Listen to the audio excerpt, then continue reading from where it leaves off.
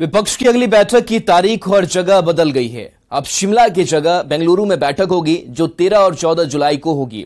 नई तारीख और जगह की जानकारी एनसीपी प्रमुख शरद पवार ने दी है।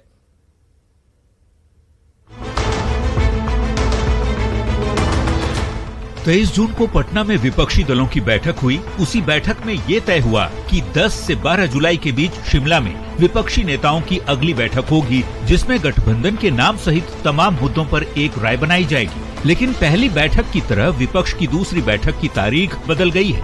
अब शिमला की बजाय बेंगलुरु में बैठक होगी, वो भी 13 और 14 जुलाई को। इस बात की जानकारी एनसीपी प्रमुख शरद पवार ने दी। तुमची बैठक ही करण्याचा निर्णय आम्ही घेतला आहे आणि ती 13 आणि 14 जुलैला बंगलोर या ठिकाणी ती बैठक होणार आहे। बैठक की तारीख और जगह बदल गई, लेकिन जेडीयू के प्रवक्ता नीरज कुमार को इसकी जानकारी ही नहीं। नीरज ने बैठक की जगह शिमला के बदले बेंगलुरु करने पर कहा कि इस मुद्दे पर पार्टी के शीर्ष नेता बयान देंगे, लेकिन नीतीश कुमार की भूमिका कहीं से कम नहीं हुई।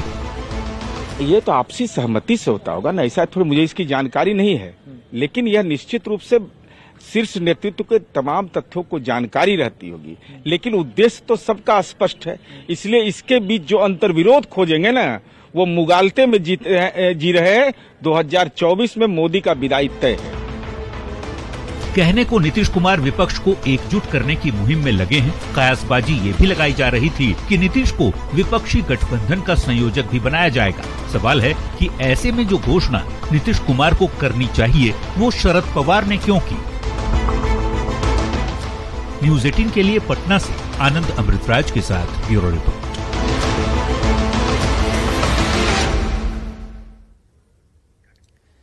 विपक्षी एकता को लेकर उपेंद्र कुशवाहा ने एक बार फिर नीतीश कुमार पर सीधा हमला बोला। कुशवाहा ने कहा कि विपक्षी दलों की संयुक्त बैठक के बाद नीतीश कुमार ने अपने लिए सभी संभावनाएं खुद खत्म कर दी है। लालू प्रसाद ने राहुल गांधी को भरी बैठक में दूल्हा बता दिया। इस मसले पर नीतीश कुमार को खुद चिंतन करना चाहिए। भैया, जिस समय हम बताते थे उस समय बड़ी संभावना थी अगर पार्टी को उस रूप में खड़ा किया जाता बिहार में, क्योंकि नीतीश जी जिस पार्टी के नेता हैं वह पार्टी बिहार में ही, उस पार्टी का जनाधार बिहार में ही था। उसको और मजबूत करते, वो आधार मजबूत होता तो देश के नेता बन सकते थे नीतीश जी। उस वक्त संभावना थी, उस संभावना को नीतीश जी ने खुद ही खो दिया है। लोकसभा चुनाव से पहले एकजुट होने की कोशिश के तहत विपक्षी दलों ने 23 जून को पटना में महाबैठक की थी। 7 चुनाव लड़ने की बात कही थी, लेकिन अब विपक्षी नेताओं के सुर बदले बदले नजर आ रहे हैं। पहले अरविंद केजरीवाल, फिर ममता बनर्जी के कांग्रेस पर तंज और अब पश्चिम बंगाल के कांग्रेस नेता का ममता बनर्जी पर पलटवार। ऐसे बयानों ने सियासी हलचल तो बढ़ाई ही है, बीजेपी के खिलाफ विपक्ष की एकजुटता पर भी सवाल खड़े हो रहे हैं।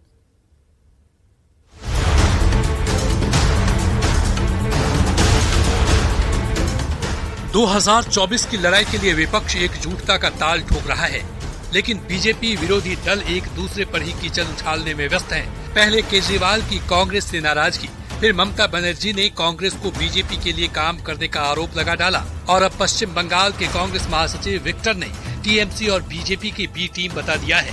विक्टर पश्चिम बंगाल के चाकुलिया के पूर्व विधायक हैं, जिन्होंने ममता पर दोहरा चरित्र का आरोप लगाया है। बालू माफिया और कोयला माफिया के साथ उनके भतीजे अभिषेक बनर्जी की साठगांठ होने का भी आरोप लगाया है। সিপিএম কংগ্রেস বিজেপিকে বিদায় দিন, তিনটে একজোট হয়েছে। আমরা দিল্লিতে চেষ্টা করছি বিজেপির বিরুদ্ধে মহাজোট করবার জন্য, আর এরা কালো আমায় গালাগালি দিচ্ছে মহাজোট করবে। মহাজোট আমি ভেঙে দেবো, মহাজোটই হবে দিল্লিতে আর বাংলাটা আমরা করব। क्योंकि बंगाल में वो बीजेपी की बी टीम बन के काम कर रही है। 24 का चुनाव हम बीजेपी के खिलाफ लड़ेंगे और हमारे बीजेपी के खिलाफ जो हमारी लड़ाई है वो हमारी लड़ाई जारी है। विपक्षी एकता की कोशिशों के बीच ऐसे बयानों से तो नीतीश की मुहिम को ही धक्का लगा है। जब बयान में ही मेल नहीं तो विपक्षी एकता की गाड़ी कैसे मेल जोल से चलेगी।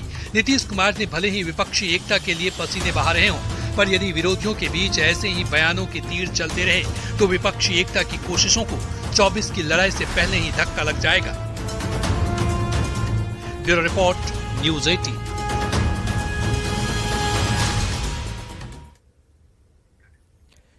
मुंगेर के तारापुर से जेडीयू विधायक राजीव कुमार सिंह का एक वीडियो तेजी से सोशल मीडिया पर वायरल हो रहा है। वायरल वीडियो उनके पैतृक गांव लौना गांव का बताया जा रहा है। वीडियो में विधायक के समर्थक और लोगों के बीच मारपीट देखी जा सकती है। दरअसल कुछ लोग विधायक से बारिश के पानी की निकासी नहीं होने की शिकायत करने पहुंचे थे। विधायक की तरफ से आश्वासन मिलने के बाद लोगों ने तारापुर खड़गपुर मुख्य पथ को जाम कर दिया और हंगामा करने लगे। इस दौरान लोगों को समझाने गए विधायक की लोगों से तू-तू मैं भी हो गई, जिसका वीडियो एक युवक बनाने लगा। इस पर विधायक के समर्थक उस युवक का मोबाइल छीनने का प्रयास करने लगे, जिसके कारण विधायक के समर्थकों और लोगों के बीच मारपीट शुरू हो गई। ये पूरा मामला एक मकान के बाहर लगे सीसीटीवी कैमरे में कैद हो गया है, जो अब वायरल हो रहा है।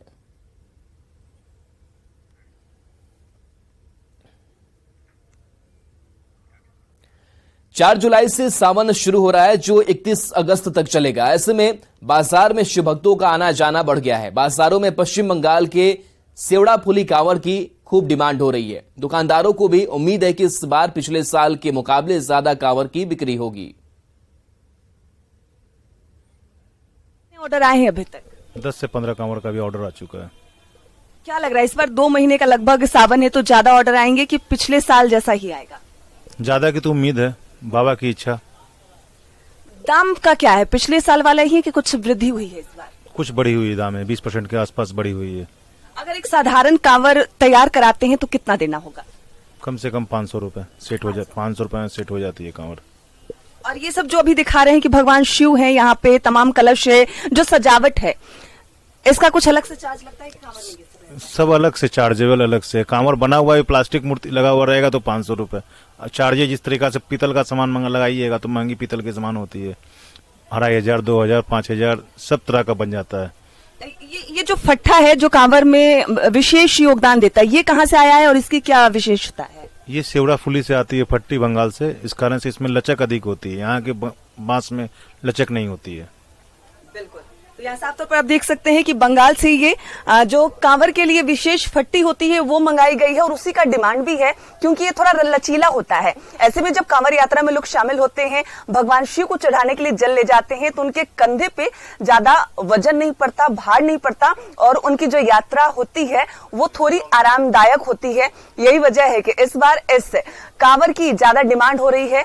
लोग आ रहे हैं, अपना ऑर्डर दे रहे हैं, और इस सावन भगवान शिव की आराधना लोग सच्चे मन से करेंगे, क्योंकि 2 महीने का सावन लगभग होगा, और ऐसे में दुकानदारों को भी पूरी उम्मीद है कि इस सावन में बिक्री भी अधिक होगी। विनीता मिश्रा, न्यूज़ 18 पटना। 29 जून को देवशयन एकादशी थी, जिसके बाद अगले 5 महीने तक बैंड बाजे और शहनाइयों की आवाज सुनने को नहीं मिलेगी, क्योंकि चातुर्मास के कारण सभी मांगलिक कार्यों पर रोक लग जाती है। ऐसा माना जाता है कि देवशयनी एकादशी के दिन से अगले 4 महीने तक भगवान विष्णु चिर निद्रा में रहते हैं। सभी देवतागण भी विश्राम करते हैं। इसी के चलते मांगलिक कार्य बंद रहते हैं। 29 जून को है, उस दिन से चातुर्मास लेकर 23 नवंबर 2023 तक रहेगी। तपस्या का विधान बताया गया है, लेकिन चातुर्मास महीना में किसी प्रकार का शुभ कार्य नहीं करना चाहिए।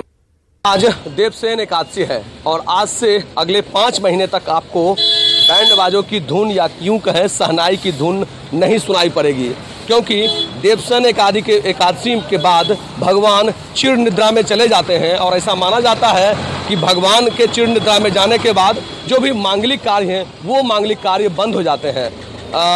पंडित मनोज मिश्र का भी कहना है कि इस बार चातुर्मास जो है 5 महीने का लगेगा, और अगले 5 महीने तक जो भी मांगलिक कार्य हैं वो पूरी तरह से बंद रहेंगे। तो कहीं ना कहीं जो ये बैंड बाजे की धुन थी, जो पिछले कई महीनों से बज रही थी, वो कहीं ना कहीं अब आपको नहीं सुनाई पड़ेगी। और अगले जो 23 नवंबर होगा उस दिन देव उठावन एकादशी है, और उसके बाद से फिर से जो मांगलिक कार्य हैं वो शुरू हो जाएंगे। तो आज से ये तमाम जो मांगलिक कार्य होने हैं वो बंद हो जाएंगे, क्योंकि भगवान विष्णु चिर निद्रा में चले जाएंगे, और अगले 5 महीने के बाद जब वो उठेंगे तो फिर से मांगलिक कार्य हो सकेंगे। न्यूज़ 18 के लिए पटना से धर्मेंद्र कुमार।